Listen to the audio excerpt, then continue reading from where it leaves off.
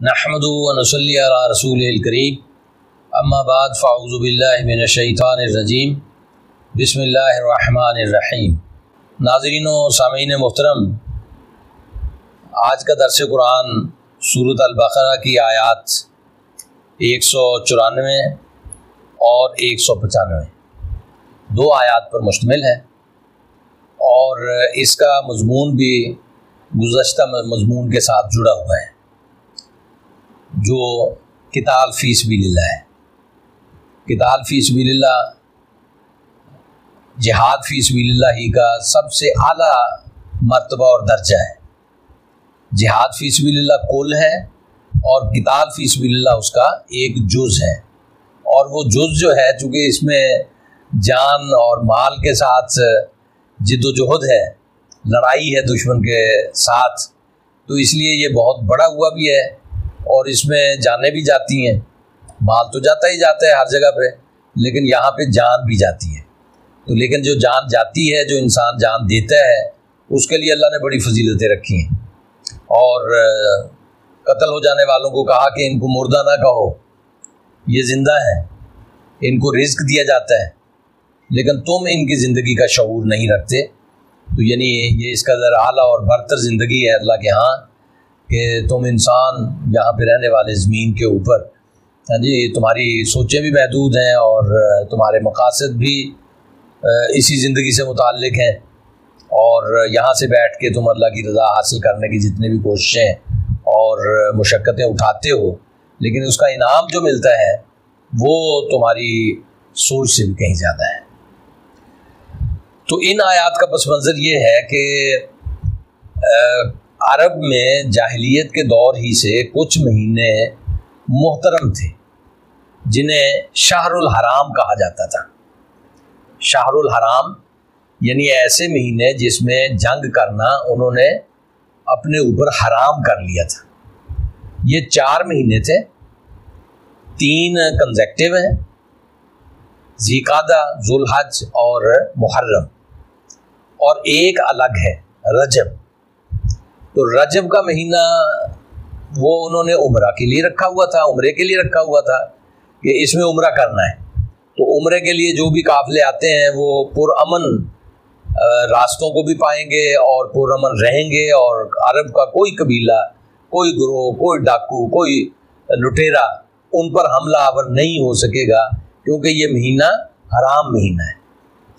تو اس کی پابندی ہوتی تھی اس سماج کے اندر، معاشرے کے اندر، یعنی ایک قدر کے طور پہ ایک چیز رائج ہو جاتی ہے تو وہ معاشرے کے اندر اس کا چلن ہو جاتا ہے۔ تو اسی طرح سے 3 مہینے یہ جو کنزیکٹیو ہیں وہ حج کے لیے تھے۔ ذی القعدہ یہ حج کے لیے چلتے تھے قافلے، ذی الحج اس میں حج ہوتا تھا، اور پھر حج کرنے کے بعد واپسی ہوتی تھی، کچھ وہاں پہ قیام ہوتا تھا۔ اتنے لمبے سفر ہوتے تھے اونٹوں پر، گھوڑوں پر، پیدل، تو وہاں قیام کرنے کے بعد پھر چلتے تھے۔ تو محرم کا مہینہ گھر پہنچنے تک، یعنی یہ 3 مہینے حرمت والے مہینے تھے۔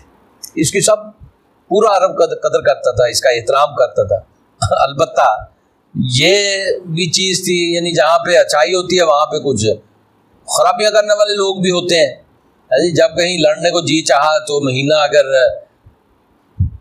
30 کا ہے یا 29 کا ہے تو مہینے کے دن باقی ہیں، اس کو کہا کہ جی اب اگلا مہینہ شروع ہو گیا، یہ 19 کا مہینہ ہے، جی تھوڑے دنوں کا مہینہ ڈکلیئر کر کے اگلا مہینہ، یہ کٹ حجتیاں ہیں جی، ہیلا سازیاں تو یہ بھی موجود تھیں۔ اس کے لیے نسی کا لفظ ہے، نون سے یہ قرآن مجید نے فرمایا انما النسی زیادۃ فی الکفر، جی کہ یہ جو مہینوں کا ہیر پھیر کرتے ہیں نا، دنوں کا، مہینے کے دنوں کا کم و بیش کرتے ہیں، یہ بھی کفر ہی کی ایک شکل ہے، یعنی اللہ کے حکم کی خلاف ورزی کی ایک شکل ہے۔ تو اب یہ سوال پیدا ہوا کہ مسلمانوں کے لیے ان 4 مہینوں میں ایک سٹیٹ قائم ہو گئی ہے، لیکن مکے والوں نے اس کا احترام نہیں کیا، نہ مسجد حرام کا احترام کیا، نہ یہ حرم پاک، حدود حرم جو ہیں ان کا احترام کیا، جی آگے پھر انہوں نے حالت جنگ بھی پیدا کی ہوئی ہے. تو مسلمانوں کے لیے سوال پیدا ہوا کہ ان 4 مہینوں میں اگر ان پر حملہ ہو جائے تو وہ کیا کریں. تو اس کا جواب اللہ تعالیٰ نے یہاں پہ دیا ہے. وہ جواب کیا ہے وہ براہ راست قرآن مجید ہی سے سنتے ہیں. فرمایا کہ الشہر الحرام بالشہر الحرام والحرمات قصاص فمن اعتدى علیکم فاعتدوا علیہ بمثل ما اعتدى علیکم واتقوا اللہ واعلموا ان اللہ مع المتقین. ہاں جی ترجمہ یہ ہے کہ الشہر الحرام بالشہر الحرام، کہ حرام مہینہ حرام مہینے کے بدلے میں ہے. یعنی اگر تم حرام مہینے کی حرمت کو برقرار رکھتے ہو تو تم اسی صورت میں برقرار رکھ سکتے ہو یا رکھنا تم پر لازم ہے کہ جب فریق مخالف بھی حرام مہینے کی حرمت کو برقرار رکھے. ایسا یک طرفہ نہیں ہو سکتا کہ جب معاملہ 2 قوموں کے درمیان ہو، 2 قبیلوں کے درمیان ہو، 2 ملکوں کے درمیان ہو، تو جب دونوں ملک یکساں طور پر اس معاہدے کی پابندی کریں گے تبھی اس پر عمل ہو سکے گا نا. اب عرب کے اندر تو ٹھیک ہے جی، سارا عرب جو ہے 4 مہینوں کو حرام جانتا ہے اور اس کے اندر جنگ بھی جائز نہیں ہے اور امن کے مہینے ہیں یہ. تو مسلمان تبھی ان کو امن کے مہینے ڈکلیئر کریں گے اور اس کی پابندی کریں گے جبکہ فریق مخالف مکے کے جو سردار ہیں اور مکے کی جو سلطنت ہے اگر وہ اس کی پابندی کرے گی. لیکن اگر اس نے پابندی نہیں کی تو پھر مسلمانوں پر بھی اس کی پابندی لازم نہیں رہے گی، کیونکہ یہ کوئی حکم خداوندی تو تھا نہیں، یہ تو عربوں نے آپس میں اپنے طور پہ اس کو جاری کیا ہوا تھا.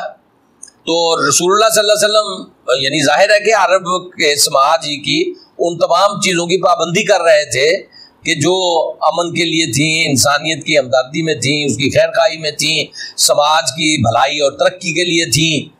جو شرک یا انسان دشمن چیزیں تھیں یا انسانوں پر برے اثرات مرتب کرنے والی، اخلاقی طور پہ ان کو گراوٹ کا شکار بنانے والی، اس کی تو حضور نے پابندی نہیں کی اور نہ کر سکتے تھے کیونکہ آپ تو اصلاح کے لیے تشریف لائے تھے. لیکن جو اصلاح کی چیزیں تھیں ان پر تو ان کی تو پابندی کر رہے تھے. تو اب یہ مسئلہ پیدا ہوا کہ جی حرام مہینے ہیں، اس کے اندر جنگ کیسی ہے جی. تو اللہ تعالیٰ نے فرمایا کہ جنگ آپ پابندی اسی صورت میں کریں گے کہ اگر فریق مخالف کی پابندی کرے گا، لیکن اگر وہ پابندی نہیں کرے گا تو آپ پر بھی لازم نہیں ہے کہ آپ پابندی کریں. اگلی بات فرمائی کہ بالحرمات و قصاص، اور حرمت پامال کرنے کا بدلہ لینا بھی ضروری ہے. اگر جس کسی نے حرمت پامال کی ہے جی اس کو اس کی سزا ملنی چاہیے. اور یہ اسی وقت ہو سکتی ہے جب کوئی دونوں طاقت میں برابر ہو. 2 ملک ہیں، ان کا وہ معاہدہ ہے اور ایک نے توڑ دیا تو دوسرا اس کی خلاف ورزی پر اسے سزا اسی وقت دے سکتا ہے نا کہ جب وہ طاقت میں برابر ہو یا وہ بدلہ لے سکتا ہو یا اسے سزا دینے کی اس کے اندر طاقت اور صلاحیت موجود ہو. فمن اعتدى علیکم فاعتدوا علیہ بمثل ما اعتدى علیکم. اب وہ بات اللہ تعالیٰ نے فرمائی کہ جو کوئی تم پر زیادتی کرے، تمہیں حق حاصل ہے کہ تم بھی اتنی زیادتی اس پر کر سکتے ہو جتنی زیادتی اس نے تم پر کی ہے. یعنی یہ ترازو تو نہیں ہوتا، لیکن مراد یہی ہے کہ اگر تمہارے دشمن نے تم پر زیادتی کی ہے تو تم پر یہ لازم نہیں ہے کہ تم ہاتھ باندھ کے بیٹھے رہو. تم یک طرفہ طور پر قانون کے پابند رہو یا اخلاق کا مظاہرہ، اونچے اخلاق کا مظاہرہ کرو، اور دشمن تمہیں کمزور سمجھے اور تمہاری کمزوری سے فائدہ اٹھائے اور تم پہ چڑھ دوڑے اور تمہیں پامال کر دے. ایسا نہیں ہونا چاہیے، بلکہ اگر دشمن نے تمہارے ساتھ زیادتی کی ہے تم اس کے ساتھ زیادتی کرو اتنی ہی جتنی اس نے تم پہ کی ہے. جی تو اسے اس کا مزہ چکھاؤ اور اسے شکست سے 2-4 کرو. اسے پتا ہونا چاہیے کہ اگر ادھر سے روڑا گیا تو ادھر سے اینٹ آئے گی. جی اینٹ کا جواب پتھر سے دیا جائے گا. تو دشمن کو جب پتہ ہوگا تو وہ 100 مرتبہ سوچے گا آپ پر چڑھائی کرنے کے بارے میں. تو یہ وہی صورتحال ہے کہ اپنے آپ کو تیار رکھو اور ساری صلاحیتیں قوت جمع کرنے کے لیے لگا دو، اور اس قوت کے ذریعے سے اللہ اور اپنے دشمنوں کو مرعوب کر کے رکھو، روب کے نیچے رکھو. انہیں پتہ ہو کہ اگر ہم نے کوئی ہینکی پھینکی کی تو ہمیں منہ توڑ جواب ملے گا. تو یہ بات یہاں پہ ارشاد فرمائی گئی ہے کہ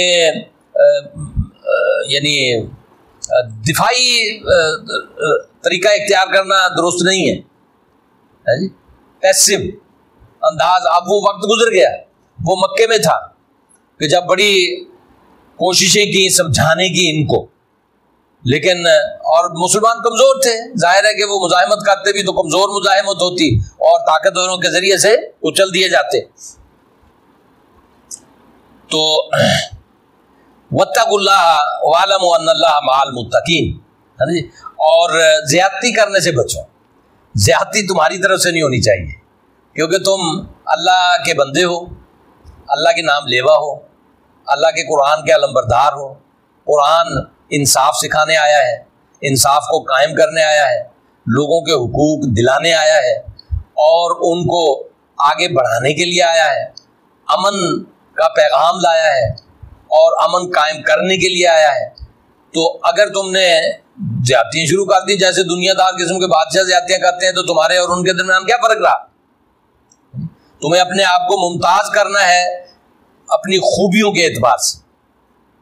تمہارے ساتھ زیادتی ہوتی ہے، اس کا بدلہ لینا تمہارا حق ہے، لیکن تم زیادتی نہ کرو. تمہارے ذریعے سے کسی کے ساتھ زیادتی نہیں ہونی چاہیے. وَاعْلَمُوا أَنَّ اللَّهَ مَعَ الْمُتَّقِينَ. ہاں جی، جان لو کہ اللہ حقوق پامال کرنے سے بچنے والوں کے ساتھ ہے. کیا مطلب؟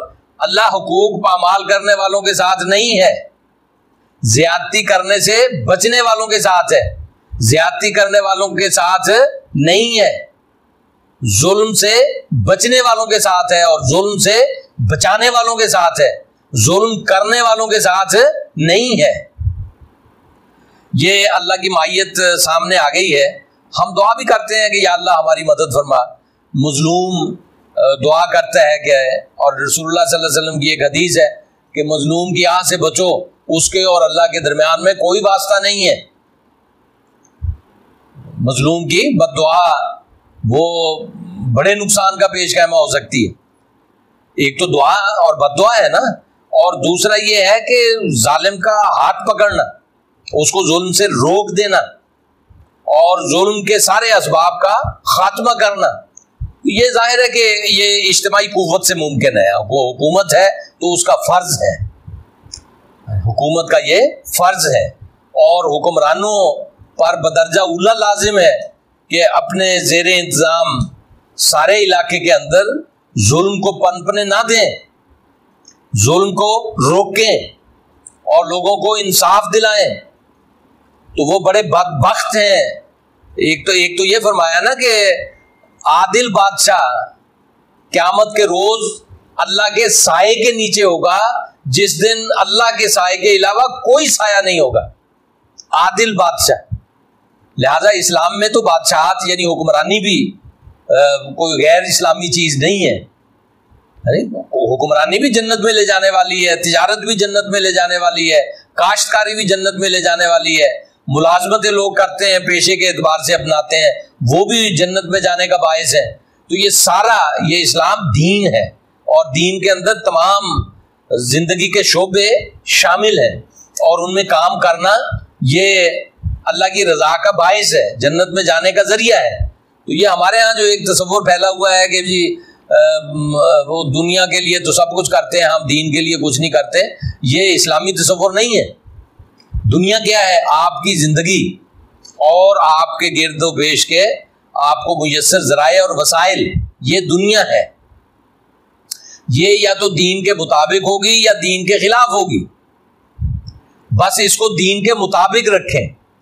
کھیتی کرنا بھی دین، تجارت کرنا بھی دین، اور ملازمت کرنا بھی دین، اور علم حاصل کرنا اور علم کو تقسیم کرنا بھی دین، تو یہ دینی اور دنیاوی علم کی جو تفریق ہے یہ بھی غیر اسلامی ہے۔ ہر علم جو ہے وہ دین کا تقاضا ہے، تو یہی وجہ ہے کہ ہم پیچھے ہیں۔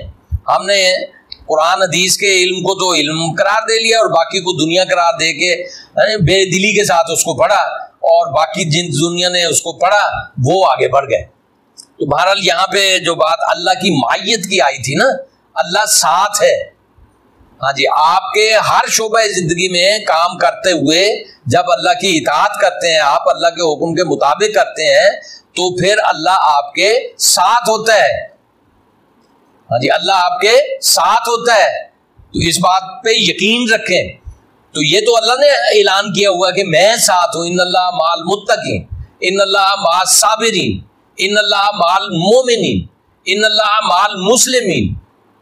ساری اعلیٰ خوبیاں رکھنے والی فرد کے ساتھ اللہ ہے۔ اور دوسرا ہم دعا بھی کرتے ہیں اللہ سے، یا اللہ ہماری مدد فرما، یا اللہ ہمارا ساتھی ہو جا، یا اللہ ہمارے کام میں برکت عطا فرما۔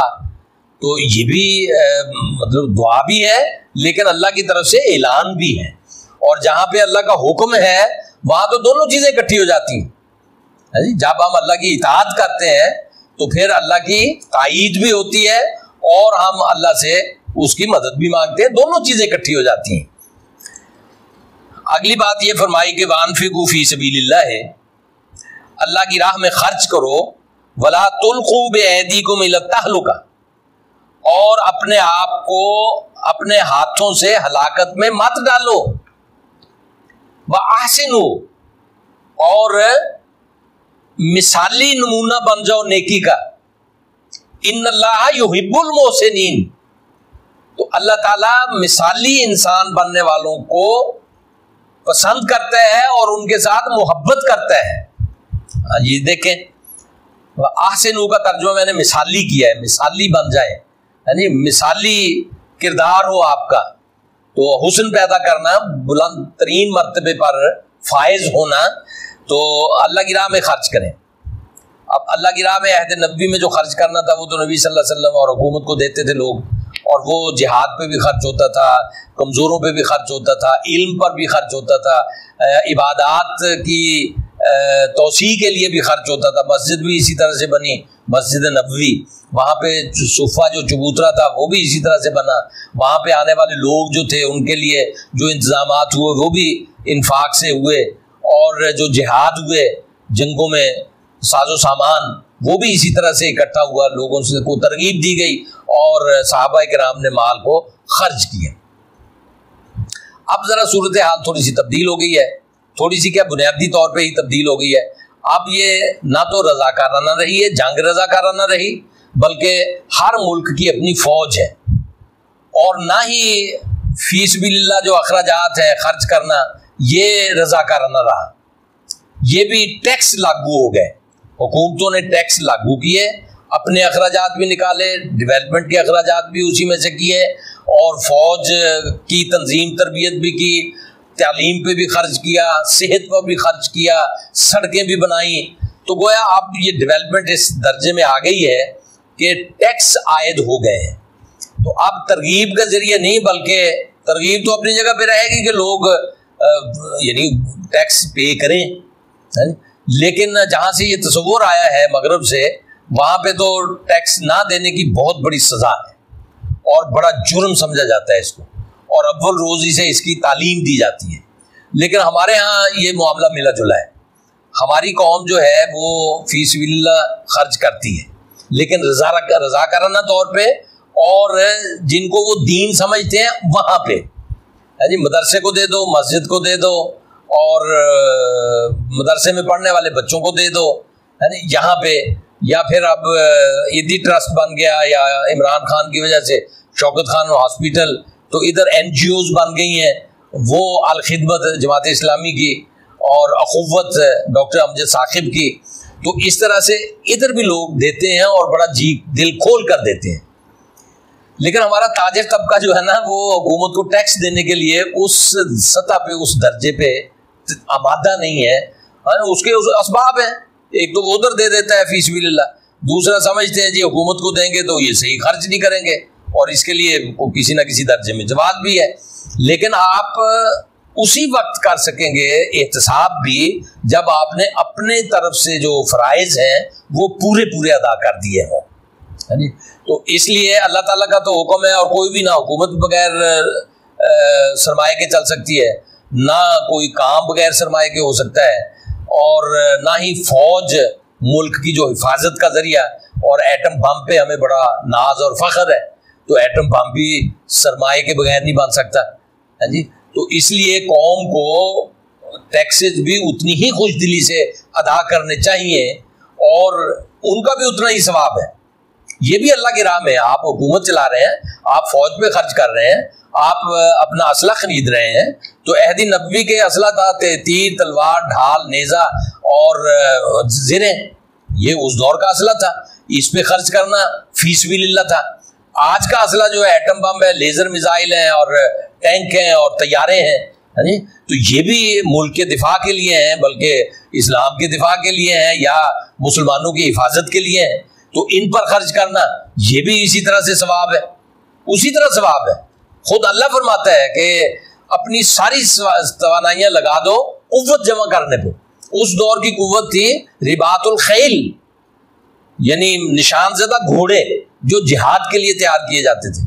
آج کی قوت ہے ٹینک، طیارے، میزائل اور بم، ایٹم بم، ایٹمی صلاحیت. تو یہ آج کی قوت ہے. اس لیے مسلمانوں کو کسی سے پیچھے نہیں ہونا چاہیے اس میں، اور خرچ کرنے میں بھی بالکل یہ جھجک نہیں ہونی چاہیے کہ پتہ نہیں اس پہ ثواب ملے گا کہ نہیں ملے گا. یہ فی سبیل اللہ ہے، ضرور ثواب ملے گا. اور دل کھول کر ہمیں ٹیکسز اپنے دینے چاہیے. جب ہم اپنی طرف سے ٹیکس پورے دیں گے تو ہم احتساب کے لیے بھی پھر زوردار طریقے سے آواز بلند کر سکیں گے، اور ان کو ناجائز جگہوں پہ خرچ کرنے والوں کا بھی دامن پکڑ سکیں گے. تو یہ ہو گیا جناب، اللہ تعالیٰ متقین کے ساتھ ہے. اللہ کے راستے میں خرچ کرو اور اپنے آپ کو ہلاکت میں مت ڈالو. اگر آپ کے پاس طاقت نہیں ہوگی اپنی حفاظت کی، دشمن آپ کو ترن والا سمجھتے ہوئے نگل جائے گا. یہ اپنے آپ کو ہلاکت میں ڈالنا ہے. تو اپنے ہتھیار تیار رکھو، اور دشمن کے مقابلے میں اس سے بڑھ کر تیاری کرو. اور دشمن کو پتہ ہو کہ اگر اس کی طرف آنکھ اٹھائی تو وہ پھوڑ دی جائے گی، ہاتھ بڑھایا تو توڑ دیا جائے گا. ہاں جی، تو یہ ہے احسنوا. اور یہ جو کام ہے اللہ کے راستے میں خرچ کرنے کا، یہ بڑا مثالی انداز کا ہونا چاہیے، بہت ہی اعلیٰ ترین درجے میں ہونا چاہیے. لوگ اش کر اٹھیں، ایسا ہو، اور اللہ کو بھی پسند آ جائے، کیونکہ اللہ ایسے مثالی کردار رکھنے والے لوگوں کو سے محبت کرتا ہے. اب یہاں پہ دیکھیے اللہ کے ساتھ محبت کا لفظ آ گیا کہ اللہ ایسے لوگوں سے محبت کرتا ہے جو اپنا مال اللہ کی راہ میں خرچ کرتے ہیں. اور اللہ کی راہ میں خرچ کرنا، اللہ کے بندوں پر خرچ کرنا، اللہ کی مخلوق پر خرچ کرنا، تعلیم اور صحت پر خرچ کرنا، اپنی قوم کو سربلند کرنے کے لیے خرچ کرنا، اور دفاع پر خرچ کرنا، فوج اور اسلحہ، جدید ترین اسلحہ حاصل کرنے کے لیے خرچ کرنا. یہ سب اخراجات جو ہیں وہ کرنے والوں کو اللہ بڑا ہی محبوب رکھتا ہے. لہٰذا ہمیں اللہ کا محبوب بننا ہے اور اللہ کی اطاعت کر کے بننا ہے. تو اللہ کا حکم بجا لائیں گے، اللہ ہم سے محبت کرے گا. ہم تو اللہ سے محبت کرتے ہی کرتے ہیں. وآخر دعوانا الحمدللہ رب العالمین.